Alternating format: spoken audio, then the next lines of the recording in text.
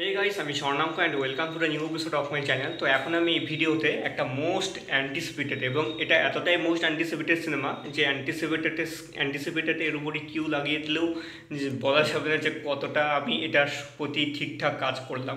কারণ এই সিনেমাটা শুটিং হয়েছিল 2016 সালে। এই সিনেমাটার নাম হচ্ছে ধূমকেতু। তো অবশেষে সিনেমাটা অনেক গোলযোগ, অনেক ঝামেলা, অনেক কিছুর পর অবশেষে কিছু অবসান হয়ে অপেক্ষার পালা শেষ করে সিনেমাটা আসছে 14ই আগস্ট এই বছরে।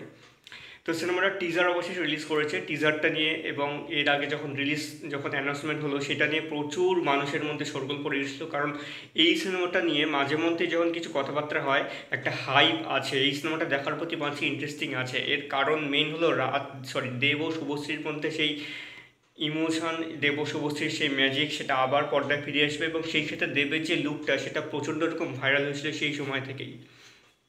তো সেইটা অবশেষে কী ব্যাপার, কী আছে ওর মধ্যে, সেইগুলো দেখার জন্য তো মানুষ বিশাল এক্সাইটেড ছিল। এবং এই সিনেমাটা কৌশিক গাঙ্গুলি প্রায় সময় বলে থাকতো যে এই সিনেমাটা কিন্তু বেশ একটা দারুণ কাজ করেছে এখানে দেব।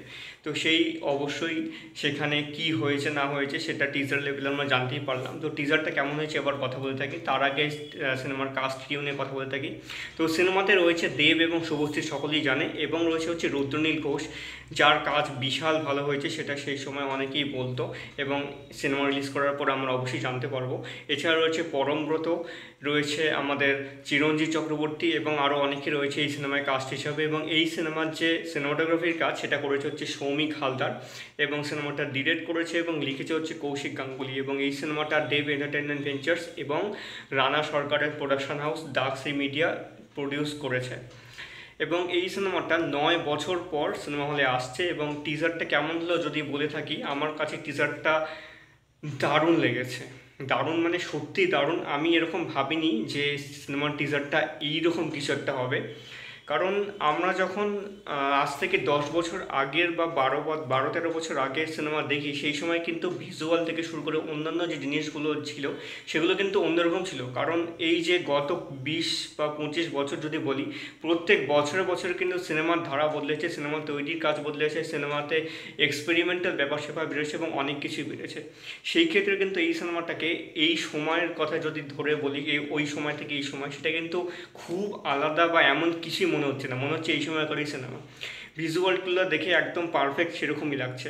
তো এখানে শুরু থেকে আমরা দেখতে পাচ্ছি দেব বলেছে একটা খুব দারুণ ব্যাপার এখানে দেখলাম। এখানে শুরুতে বলছে 9 বছর থেকে আমি বিভিন্ন, মানে কী যে বললো মনে নাই, 9 বছর থেকে ঘুরে বেড়াচ্ছি, মানে দৌড়ে বেড়াচ্ছি, লুকিয়ে বেড়াচ্ছি, এরকম একটা কিছু বলেছে, আমার মনে পড়ছে না এই মুহূর্তে। তো খুব অদ্ভুতভাবে 9 বছর পরেই সিনেমাটা আসছে এবং 9 বছর ধরেই দেবদা এরকম ঘুরে বেড়াচ্ছে। যাই হোক, তো এখানে আমি প্রথমে যেটা বুঝতে পারলাম যে দেব হচ্ছে এখানে ক্যারেক্টারটা, যেটা হচ্ছে একজন আর্মির অফিসার তিনি, এবং আর্মির লোক হিসেবে সে সে ঘুরে বেড়াচ্ছে কেন, সে কেন কি করেছে সেইটা তো সিনেমায় আসলেই বোঝা যাবে। এখানে সেইটা একদম পুরোপুরি লুকিয়ে রাখা হয়েছে। তো ঘুরতে ঘুরতে সে মৃত্যুর থেকে ঘুরে বেড়াচ্ছে, তার অনেক লোকজন তাকে তাড়া করছে, কিন্তু সে বলছে সে অবশেষে মৃত্যুকে ভয় পায় না। এবং সেই সময় সে দাঁড়িয়ে একটা আয়নার সামনে জিভ করে এইরকম যে একটা ব্যাপার সে করলো, সেইটা কিন্তু দুর্দান্ত ছিল ভাই। সেই রকম কিছু আমি নর্মালি দেবকে করতে দেখিনি এরকম বেশ কিছু সিনেমার মধ্যে। সেইটা কিন্তু সত্যি বেশ ভালো ছিল। এবং তারপরে দেখা যায় দেবের শুভশ্রীর সঙ্গে সেই কেমিস্ট্রিটা, যেটা দেখার জন্য সকলে অপেক্ষা করছিল। আমার মনে হয় এইখানে তারা একটা গান রাখতে চলেছে, যেহেতু অনুপম রায় সিনেমাতে মিউজিক দিয়েছে এবং বিজিএমটা করেছে হচ্ছে ইন্দ্রজিৎ দাশগুপ্ত। খুব ভালো একজন কাজ করেন ইনি বিভিন্ন সিনেমায়, আপনারা খুব ভালো করে জেনে থাকবেন, আমি হয়তো আলাদা করে আর বলছি না এটা। তো এইখানে সেই কেমিস্ট্রিটা কিন্তু ওইটুকু সময়ের মধ্যে আমরা দারুণভাবে দেখতে পাচ্ছি। এবং এখানে শুভশ্রীকে সত্যি দারুণ লাগছে, এখন যেরকম লাগে তার থেকে তো সেই সময় একটু অন্যরকম ছিল দেখতে, সেই সময় আরও বেশি সুন্দর লাগছে যেন। এবং সেই কেমিস্ট্রিটা কিন্তু আমরা দারুণভাবে এখানে দেখতে পারবো। এবং সেই সঙ্গে আমরা তারপর দেখতে পাচ্ছি এখানে পরমব্রতকে, এখানে রুদ্রনীলকে এবং চিরঞ্জিতকে। তারা এখানে কি কি ক্যারেক্টার করছে সেটা তো সিনেমা না আসলে বোঝা যাবে না। এবং তারপরে একটা সময় আমরা দেখতে পাচ্ছি দেবের সেই লুকটা। তো এই লুকটা আমার মনে হয় এটা কিভাবে আসলে বোঝা যাচ্ছে না, তবে রুদ্রনীল ঘোষ এর সঙ্গে কিভাবে জড়িত সেইটা আমার অদ্ভুত লাগছে। কারণ এইখানে দেবের সঙ্গে শুভশ্রী যখন বিয়ের সিনটা দেখানো হচ্ছে, সেই সময় দেখবে পাশে রুদ্রনীল দাঁড়িয়ে আছে যেই রকম লুক নিয়ে, সেই রকম লুক কিন্তু আমরা যখন রুদ্রনীলকে দেখতে পাই যে কে তুমি যখন বলে দেব যখন একটা পুশ আপ দিচ্ছে সেই জায়গাটায় দেবের এইরকম লুক। এখন সে অনেকদিন ধরে চুল কাটেনি, সেইটা একটা ব্যাপার থাকতে পারে। আবার এখানে একটা জিনিস অদ্ভুত লাগছে যে চামড়ার মধ্যে ওরকম টান টান এবং বুড়ো বয়সের মতো ওরকম অবস্থা এত তাড়াতাড়ি কী করে হয়ে গেল, এই ব্যাপারটা আমাকে একটা খটকা লাগছে ব্যাপারটা। তো এখানে কি ব্যাপার রয়েছে, কিভাবে এই জিনিসটা হলো, কেন হলো, সেগুলো তো আসলে বোঝা যাবে।